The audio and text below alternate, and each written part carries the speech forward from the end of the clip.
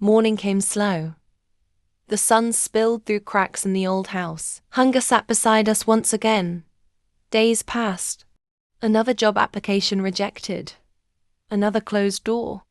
I stared at the empty plate in front of me, wondering if life would ever change. My little sister tugged at my sleeve. Innocent, hungry. "Amara, I'm still hungry," she whispered. I hugged her tight. "I know. We'll get through this someday," I whispered back. My mother walked in. She knelt beside me. Her hand rested gently on my shoulder. "I know it's hard, my child, but we will find a way. One day things will get better." I nodded. But inside, I felt the weight of the world. And then, my phone lit up. Sophia. A life I could only dream of, luxury, freedom, beauty, everything I wanted. I stared at her picture, her smile, her apartment, her clothes, her car, everything I longed for. One day, I'll have that life, somehow. The afternoon dragged slowly. My fingers trembled as I scrolled through my feed. Every post, every story. Sophia's world glimmered like sunlight on water. She laughed in videos I could only imagine being real. Her apartment shone. Luxurious clothes draped over her frame. Her life, everything I longed for. I commented on her post. "You're amazing. I wish I could live like you one day."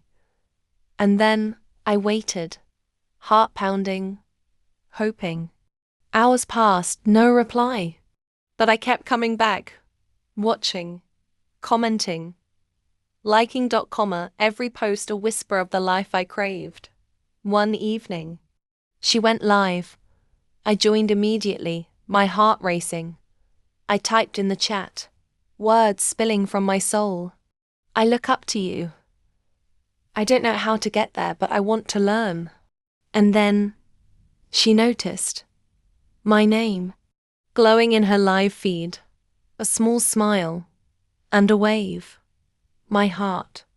I could barely breathe. That night, I lay awake, wondering, could someone like her notice someone like me? Could my life change? Hope, tiny, fragile, flickered inside me. Days passed and then a message appeared. From Sophia. My heart skipped.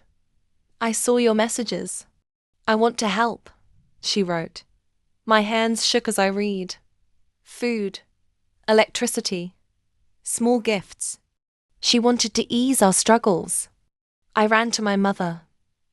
"Look, she wants to help us." I cried. My mother frowned. "Be careful, Amara. People are not always what they seem," she warned. But I didn't understand. How could she not see? She is helping us, giving us hope, giving us a chance. That afternoon, a small parcel arrived. Clothes for me, toys for my sister, a note for my mother. Tears welled in my eyes. Hope, fragile yet shimmering. And I realized, maybe, just maybe, my life could change. The city welcomed me with a rush of lights. Skyscrapers shimmered, cars gleamed, and I was part of it now.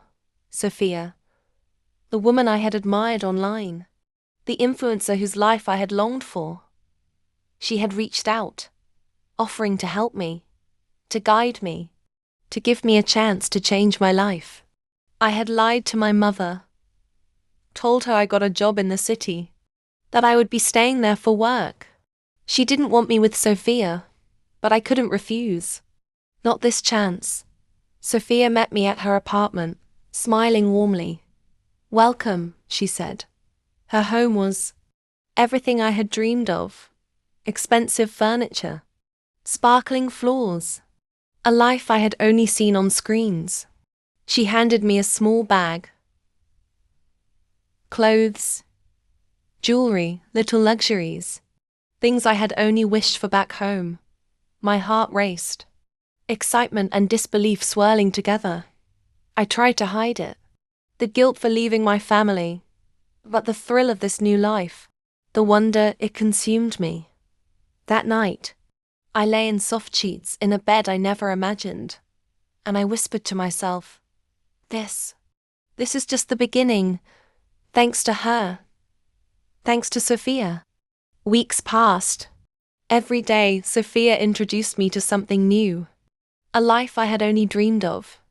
The mirror reflected someone I barely recognized. Long, flowing hair, a weave that shimmered under the city lights, clothes that spoke of wealth and elegance, shoes that clicked on marble floors. I had arrived, truly arrived. Sophia guided me, opened doors I never dreamed existed. The city, the nights, the lights. It was mine, in a way I had only wished for. I sent money home, bought gifts, tried to ease the life I had left behind. Yet, a whisper lingered in my heart. Something I couldn't see. Something I couldn't tell anyone. I smiled, laughed, lived. But deep inside, the shadow of the life I abandoned followed me silently. Nights in the city glittered like 1,000 stars. I laughed, dined, shopped, lived, everything I had ever dreamed of. All at my fingertips. Sophia watched me closely. Her eyes sharp, calculating, yet warm when she wanted them to be. You're learning fast, Amara, she said, smiling. Her voice was kind, but beneath it, something I couldn't name lingered. I sent more money home, helped my sister, tried to keep my mother's memory safe. But sometimes I felt a tug at my chest, a whisper in my mind, a shadow of what I had left behind. I laughed, danced, shopped, yet inside a chill followed me. The luxury was intoxicating, but a seed of doubt had taken root, and I knew. My life was no longer entirely my own. Days blurred into nights. The city never slept, and neither did my thoughts. Sophia asked for small favors. At first, harmless. A delivery, a visit. But each request carried a weight I couldn't name. I smiled, complied. Luxury and comfort in exchange for obedience. I tried to convince myself it was worth it. But deep down, unease gnawed at me. I looked in the mirror. The girl staring back at me was not the same as the one who left the township. Elegance and wealth covered her, but fear and doubt hid in her eyes. And still, I stayed. The city, the life, the gifts, they had me, fully, and I knew. I could not go back. Months passed. Every day, the luxury wrapped around me tighter. Clothes, jewelry, cars, everything I had dreamed of. Sophia guided me, watched me, shaped me. Her words were gentle, but firm. This life, it's not free, Amara. You must play your part. I nodded, smiled, obeyed. Each gift, each favor, each lesson, I began to realize the cost of what I had gained. At night, I lay in my soft sheets, staring at the ceiling, the city lights glowing through the window. And I whispered to myself, I wanted this life, but at what price? Luxury and comfort surrounded me, but unease lingered, and I knew my life would never be the same again. Weeks earlier, Sophia had told me, bring a photo of your mother and write the names of your ancestors on the back. You'll need it one day. I had laughed nervously, never imagining the day would come. Now, the envelope in my hand trembled. The photo of the woman who gave me life, the one I loved. And I was being taken to a neighboring town, to a witch doctor, to do something I never thought I could do. Sacrifice my own mother. My heart thudded, my hand shook. Every instinct screamed to run, to refuse. But the life I had gained, The wealth, the comfort, it pulled me forward, stronger than fear. The city lights, the luxury, the laughter, they all felt hollow now, and I whispered to myself, how did it come to this? The witch doctor's room was dark, scented with herbs and smoke. Candles flickered, casting shadows that danced on the walls. Sophia's hand was firm on my shoulder. It's time, Amara, she whispered. My stomach twisted. I held the photo of my mother, names of our ancestors written carefully on the back, and my heart broke. Could I really do this? The ritual began. Words I didn't understand, gestures that made my hands shake. And in that moment, I realized that the life I had gained came at a price I never wanted to pay. I closed my eyes, whispered a silent apology, and prayed I could survive what I had to do. 2 days later, the call came. My little sister's voice trembled over the phone. Amara, Mum, she was bitten by a snake. She's gone. My heart froze. I wanted to run, to cry, to scream. But Sophia's hold was strong. She told me to stay, to not interfere. Money sent home could not bring her back. My mother's warm hands, her gentle smile, gone. I buried her with dignity. But even as I held the soil over her grave, a shadow followed me back to the city. Luxury surrounded me. Cars, clothes, jewels. But the price of my new life was written in my mother's absence, and in the venom that ended her, and I realized the life I had gained was also the life that had taken her from me. Days passed, but sleep no longer came easy. The city lights glittered, the music played, the parties called, and yet I could see her, my mother, sad, tired, dirty, a shadow of the warmth I remembered. Only I could see her. Only I could feel her sorrow. I laughed in public, shopped, dined, flaunted, but inside, her eyes followed me, whispered in the corners of my mind, reminding me of what I had sacrificed. Luxury had a price, and it was written in the ghost of my mother, a haunting I could not escape.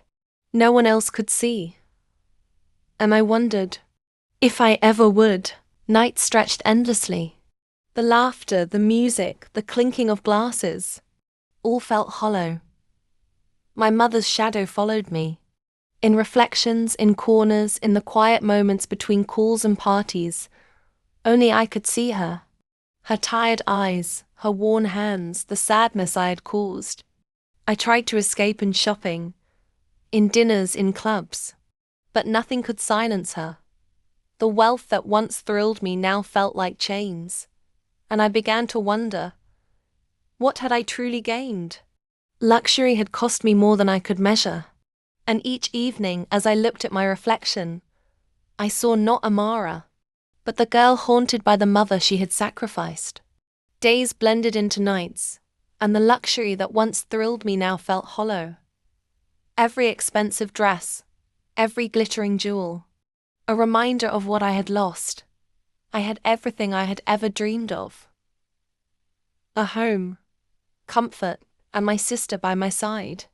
The life I had longed for since the township. Finally mine. And yet, my mother's shadow never left me. Sad, tired, disappointed.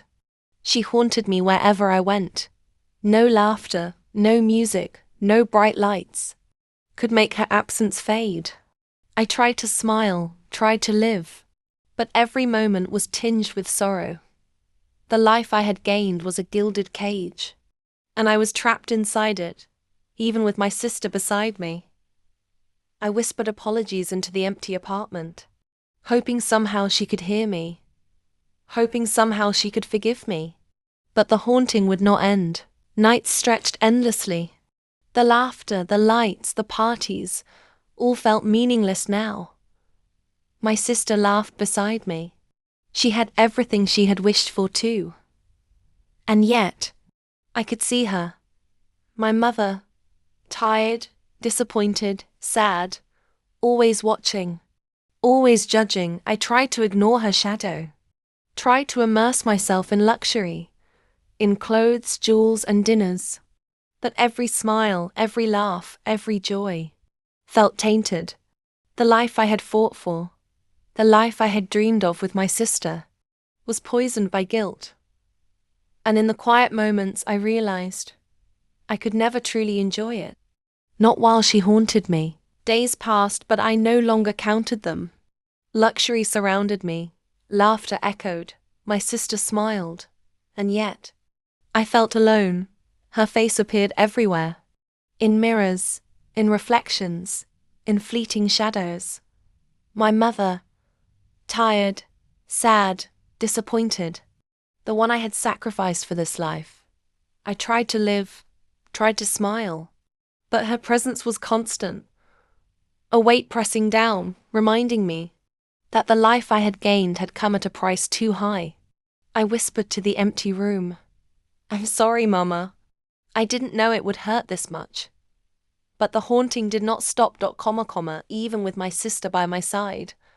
I felt trapped.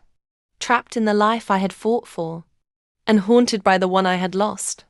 Weeks passed, and at first, it seemed like nothing had changed. Luxury surrounded me.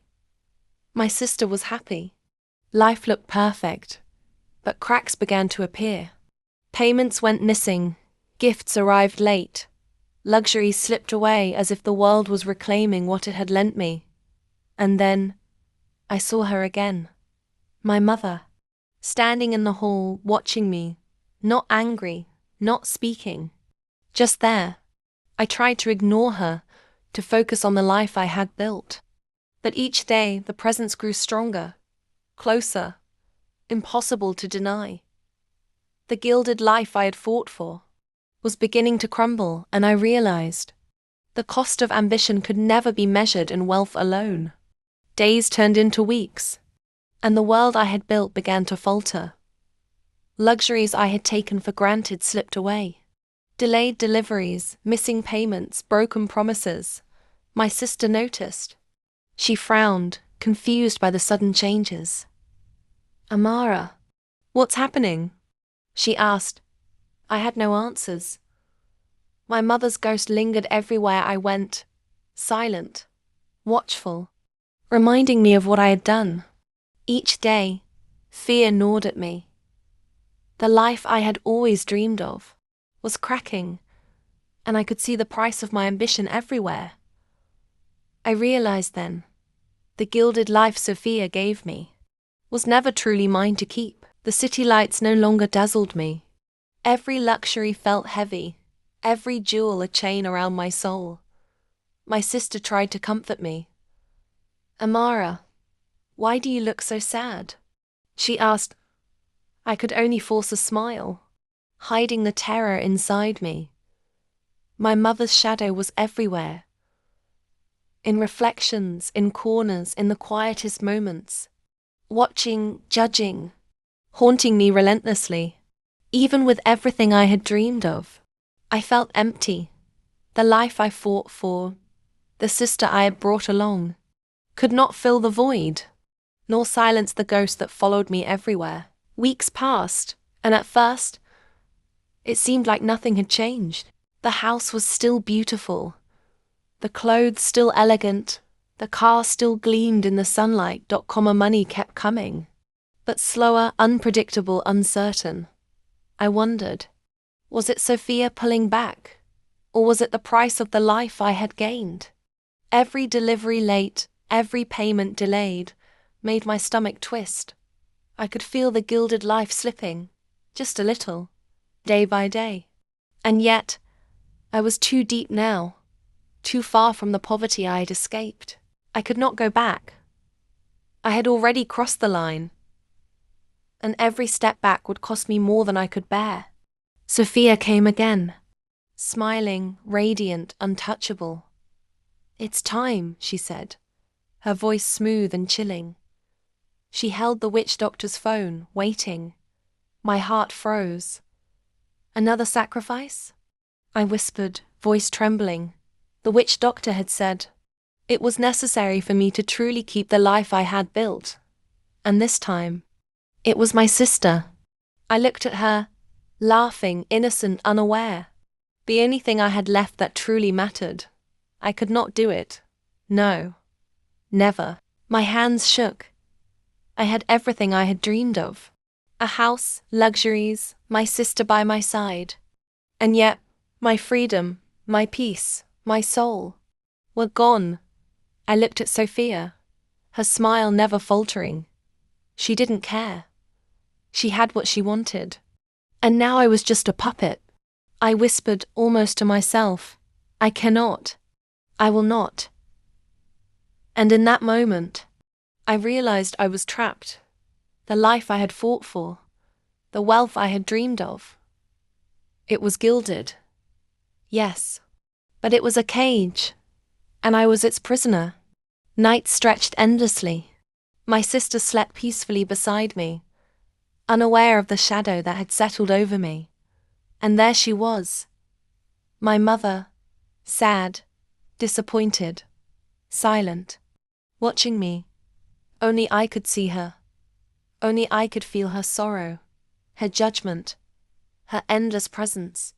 Luxury surrounded me, everything I had longed for. And yet, I could not enjoy a single thing. Every laugh I shared, every smile I forced, was hollow, empty, meaningless. I realized then, I could never escape her. I could never truly enjoy this life. I had traded too much. And now, I was living in its shadow. Days, months, they all blurred together. The life I had fought for was mine in appearance. But every night, I lay awake, feeling her presence, hearing her silent judgment. My sister laughed, played, thrived. The life I had wanted for both of us.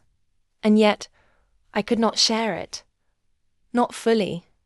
I had the gilded life, but it belonged to the dead. And I was trapped, forever haunted by the cost of my dreams. And so, I lived, smiling on the outside, and haunted, always haunted on the inside.